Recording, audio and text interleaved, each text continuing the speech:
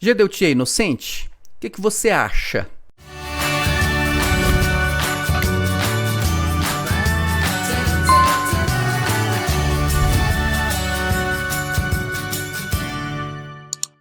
Olá, meus irmãos, desejo que todos estejam em paz, na paz de Jesus Cristo. Eu recebi um conjunto de mensagens por WhatsApp que veio do nosso irmão Eduardo. Ele é um diácono da Assembleia de Deus, uma pessoa que nós temos em grande consideração, e por conta disso, como ele me enviou, acredito que com o propósito de que eu pudesse trazer algum esclarecimento sobre o assunto que é a prescrição. Então a questão é: Gedeuti Gueiros, o presidente e fundador da Igreja Cristã Maranata, ele é inocente? O crime pelo qual ele foi, os crimes melhor, foram mais de um.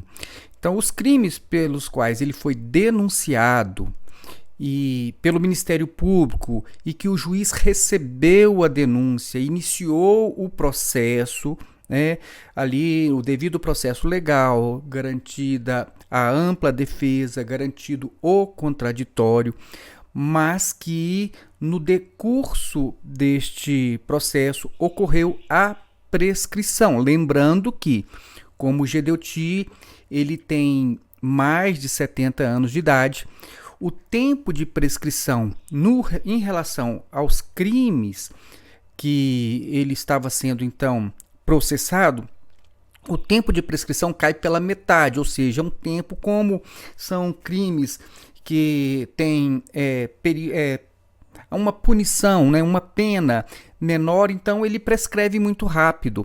Então bastou para que os crimes prescrevessem, o processo, bastou um pouquinho de manejo com recursos diversos no processo, e o processo não conseguiu chegar ao fim. Então, o que aconteceu? Gedeuti ele não foi julgado. As provas estão no processo. Então, vejam bem, eu chamo a atenção até para uma questão muito importante. O Ministério Público é um órgão altamente especializado e qualificado. Então, você não vai encontrar nenhum membro do Ministério Público que seja uma pessoa tecnicamente fraca.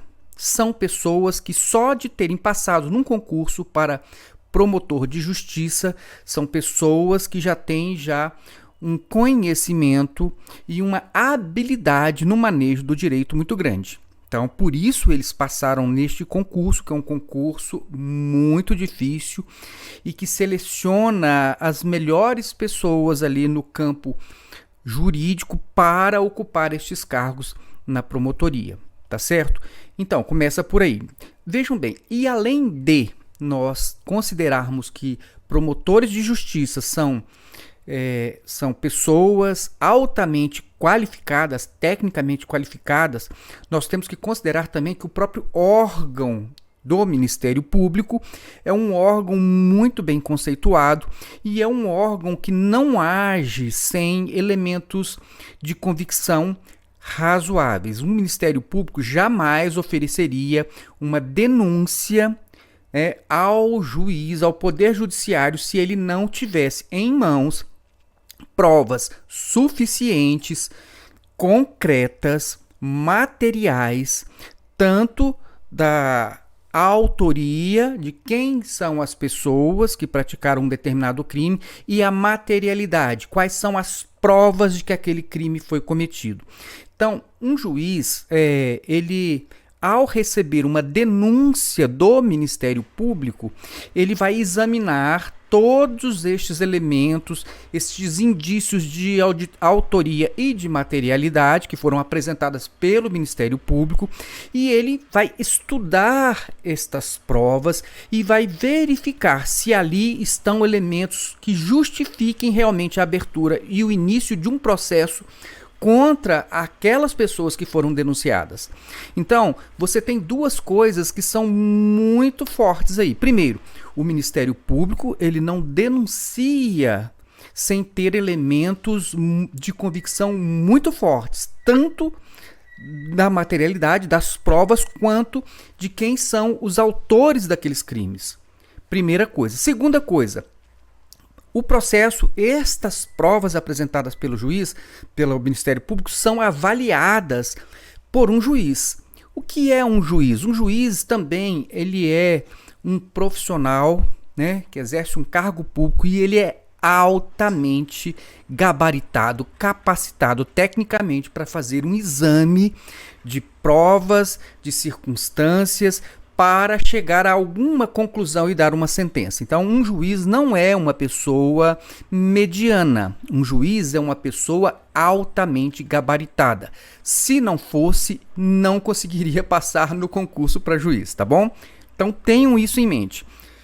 Então, o juiz recebeu a denúncia do Ministério Público, analisou e ele constatou: sim, aqui é o caso de se iniciar o processo contra aquelas pessoas que foram denunciadas pelo Ministério Público.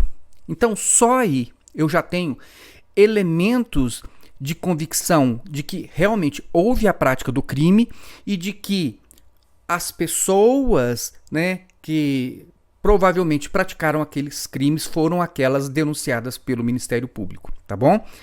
Então, no caso da Igreja Cristã Maranata, o Ministério Público, depois de uma investigação apurada, ele ofereceu a denúncia. E ofereceu a denúncia contra aquelas pessoas ali que o Ministério, que eles investigaram e chegaram à conclusão de que foram as pessoas que praticaram aqueles crimes que eles levantaram as provas materiais do crime. Então, a Maranata, aquelas pessoas, elas foram denunciadas, inclusive Gedeuti Victalino Teixeira Gueiros foi denunciado, tá certo? Chegando então esta denúncia no Poder Judiciário, o juiz examinou todas as provas e constatou: sim, aqui tem indícios suficientes de que o crime aconteceu e de que as pessoas foram essas. As pessoas que cometeram esses crimes foram essas. Então, iniciou-se o processo, onde nós temos, então, aí o Ministério Público como acusador e nós temos também o juiz que estará avaliando todas as provas, abrindo prazos para defesa, ampla defesa, contraditório, tudo como determina o devido processo legal, ok? Então, o que aconteceu? Só o fato deste processo ter chegado a ser aberto no Poder Judiciário, nós já podemos ter pelo menos uma certeza. Qual é a certeza? O crime aconteceu. O crime aconteceu. E as pessoas que praticaram o crime, muito provavelmente foram aquelas mesmo denunciadas. Agora, no Poder Judiciário, então, vai se examinar todas as provas, verificar o nexo de causalidade entre aquele crime e aquelas pessoas, cada uma delas, para ver em que grau, em que medida cada uma participou deste crime, ou de repente alguma delas pode, até mesmo no curso desse processo, ser afastada, porque por ter faltado exatamente este nexo de causalidade, se vocês me entendem. Então, o que acontece?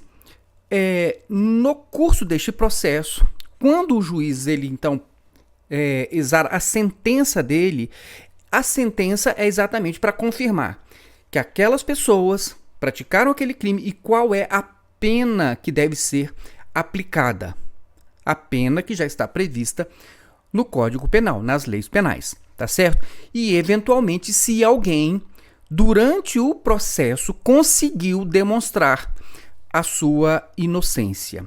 Então, o que aconteceu? No caso de Gedeuti Gueiros, por exemplo, o juiz recebeu a denúncia do Ministério Público, considerando sim que havia elementos suficientes para poder relacioná-lo aos crimes que foram praticados, mas acontece que o juiz não teve tempo para julgar, porque no curso do processo, a Igreja Cristã Maranata, ali os advogados dos réus, começaram a questionar, por exemplo, havia uma escuta telefônica de tratativas das pessoas tratativas das pessoas. E essas escutas telefônicas, elas estão no processo, elas são degravadas, ou seja, um profissional, ele escuta e traz palavra por palavra do que foi dito por uma e por outra parte, transcreve e coloca no processo. Então, o que aconteceu? A Igreja Maranata, ela começou a questionar se aquela prova ela era permitida naquele processo. Então, olha, gravaram aquela conversa. Tinha uma autorização judicial para ser gravada ou não tinha? É uma questão, eu estou trazendo aqui como exemplo. Então, na verdade, o juiz ele não está ainda examinando se o crime aconteceu e se a pessoa foi aquela. Ele está examinando se aquela gravação que foi realizada, ela foi legal ou não. Ele não está dizendo que a gravação ela existiu ou não existiu. Ele não está dizendo que aquela gravação ela compromete ou não compromete. Ele só está analisando se aquela gravação ela tinha uma autorização para ser realizada. Entenderam? Então, eles começaram a questionar a legalidade das provas. Não o conteúdo das provas, mas se elas poderiam estar naquele processo ou não. E nisso que eles ficaram discutindo se aquela prova podia ou não estar no processo, então houve recurso, Tribunal de Justiça, isso foi até o STJ. Agora imagine o tempo que isso demorou, considerando que estes crimes eles não têm uma pena muito longa e considerando, no caso de Gedeu Tigueiros, que ele, com mais de 70 anos de idade, ele tem um prazo prescricional que conta pela metade, ou seja, é muito fácil de prescrever. Vocês entendem isso? Então, o que acontece? Pela nossa legislação, nós temos a seguinte situação.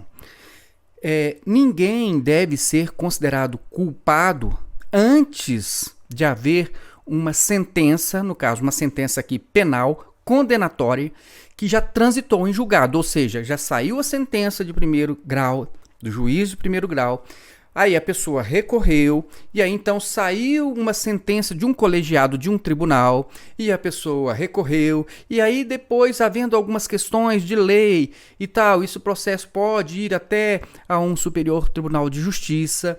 Então, quer dizer, somente depois de passar por todas as etapas recursais possíveis é que há então um trânsito em julgado em uma sentença, no caso penal condenatória.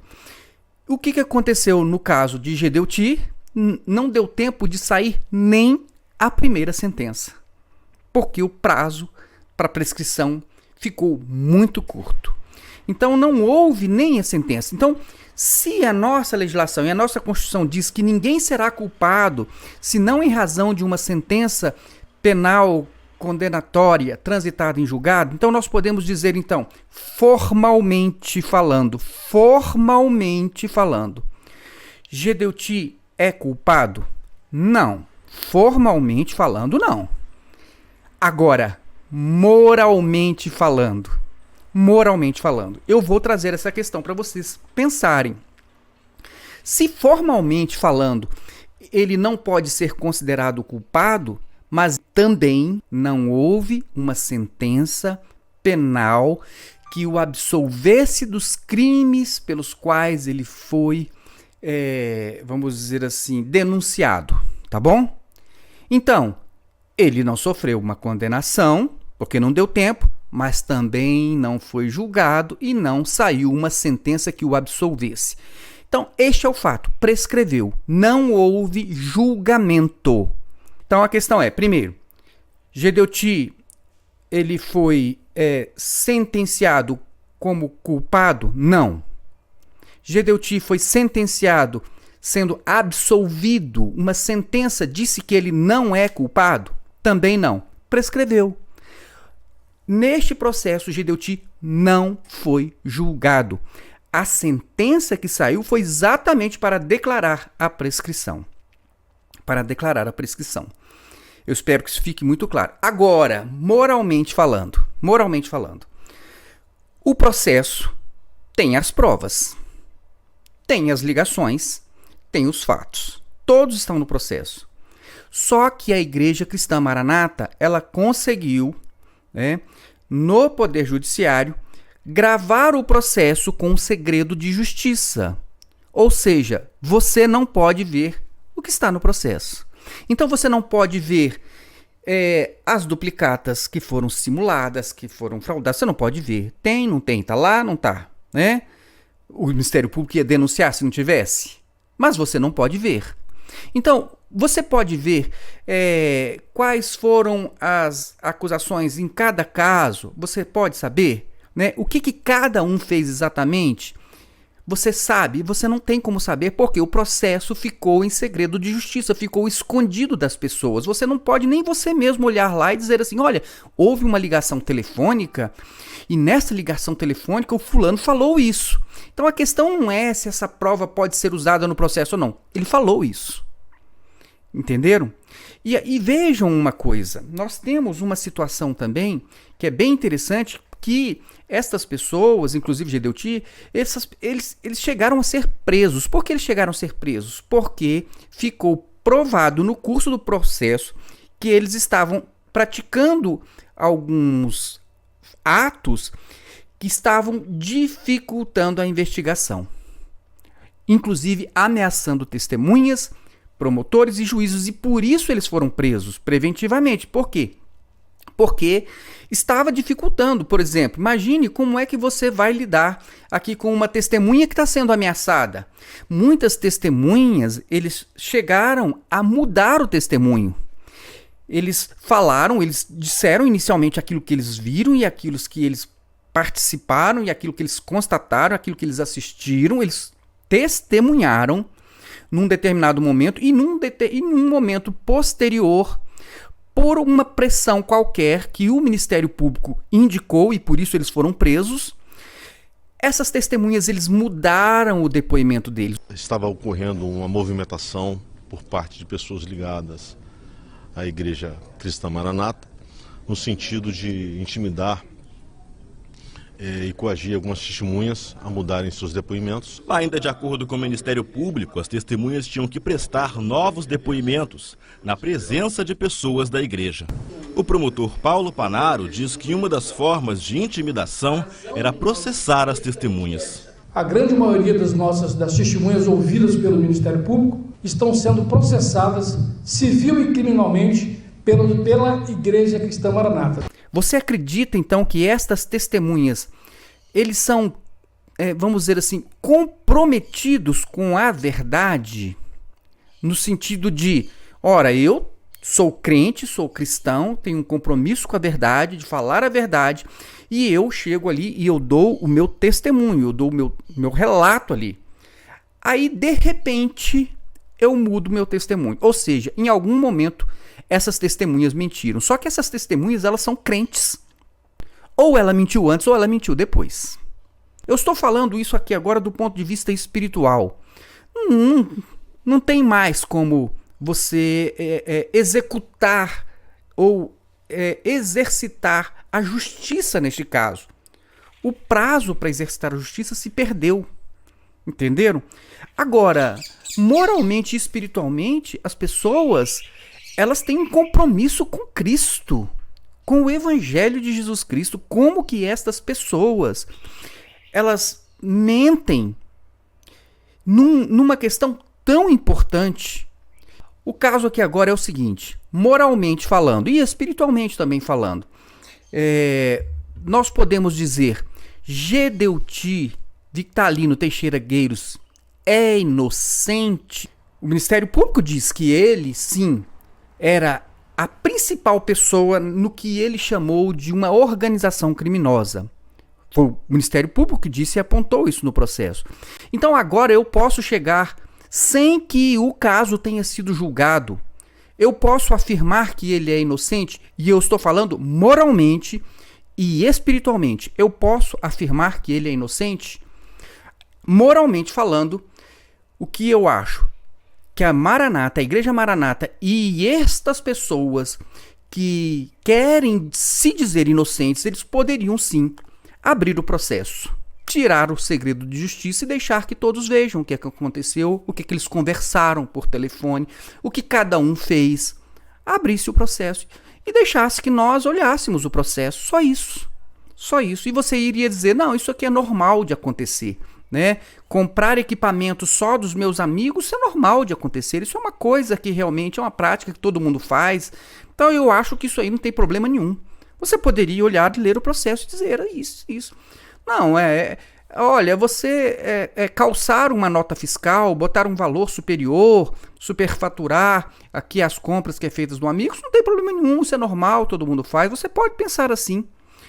Enfim, o que eu estou querendo dizer aqui para vocês é o seguinte: o processo prescreveu, não houve julgamento.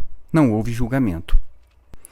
Bom, e para que você possa até entender um pouquinho melhor essa questão da prescrição, se isso pode gerar uma impunidade ou não, tem um caso aqui que ele não é recente não, mas ele é bem emblemático e eu vou mostrar para vocês. Vejam só, é uma matéria de jornal aqui do Exame, né, 55 anos.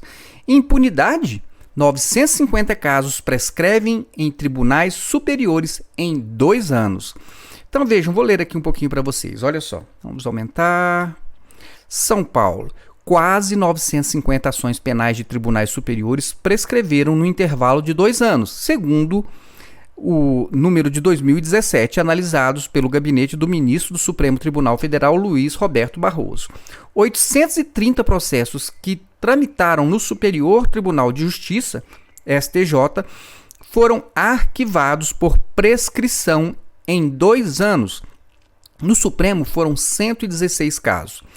Os números lançam luz sobre a sensação de impunidade com a lentidão da justiça em condenar réus. Um problema que pode ser agravado depois que o STF decidiu que a execução da pena, como prisão, deve ocorrer depois do esgotamento de todos os recursos. Entre os políticos que tiveram casos prescritos estão o ex-presidente José Sarney, do MDB, o deputado Aguinaldo Ribeiro, do PP, da Paraíba, os senadores Fernando Collor, do PROS, do Alagoas, José Serra, PSDB de São Paulo, e Jader Barbalho, e o ex-ministro Eliseu Padilha, do MDB do Rio Grande do Sul. No intervalo de 2 anos, quase 1.000 casos prescreveram, depois de haverem movimentado por muitos anos o sistema de justiça. Não é preciso ser muito sagaz para constatar que os grandes beneficiários da prescrição são aqueles que têm dinheiro para manipular o sistema com recursos procrastinatórios sem fim. E nem por isso precisamos estar fazendo levantamentos de oferta, pedindo dinheiro, porque nós temos de sobra. Nós temos de sobra. Disse Barroso. Então, olha só, quem disse isso foi o ministro Barroso do Supremo Tribunal Federal. E eu vou repetir aqui para que você não tenha dúvida. Olha só, o que foi que disse Barroso? Não é preciso ser muito sagaz para constatar que os grandes beneficiários da prescrição são aqueles que têm dinheiro para manipular o sistema com recursos procrastinatórios sem fim, disse Barroso ao votar a favor da prisão após condenação em segunda instância. Para o ministro, sem a execução antecipada da pena, o sistema induz à prescrição. A medida era considerada um dos pilares da Operação Lava Jato. Então vejam só, quantas pessoas deixaram de ser punidas por conta da prescrição. E aí, o que nós vamos dizer? Todas estas pessoas eram inocentes? Todos eles inocentes? O que você acha? Tá certo? Então, meus irmãos, é uma questão assim, é só pensar, é parar e pensar.